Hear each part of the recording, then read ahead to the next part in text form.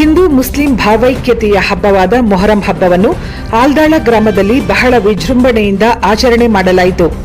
ಪ್ರತಿ ವರ್ಷದಂತೆ ಈ ವರ್ಷವೂ ಕೂಡ ಮೊಹರಂ ಹಬ್ಬವನ್ನು ಆಚರಿಸಲಾಯಿತು.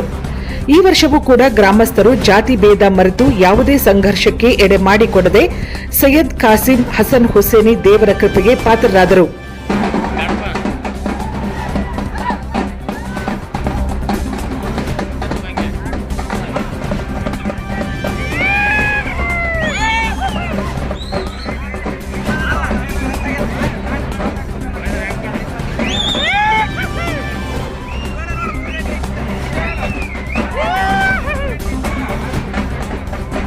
ಈ ಸಂದರ್ಭದಲ್ಲಿ ಉರುಳು ಸೇವೆ ಮಾಡುವುದರ ಮುಖಾಂತರ ಫಕೀರ್ ಆಗುವುದರೊಂದಿಗೆ ಜನರು ತಮ್ಮ ತಮ್ಮ ಹರಕೆ ತೀರಿಸಿದರು ಹಾಗೂ ಸುತ್ತಮುತ್ತಲಿನ ಗ್ರಾಮಸ್ಥರು ಕೂಡ ಮೊಹರಂ ಹಬ್ಬದಲ್ಲಿ ಪಾಲ್ಗೊಂಡರು.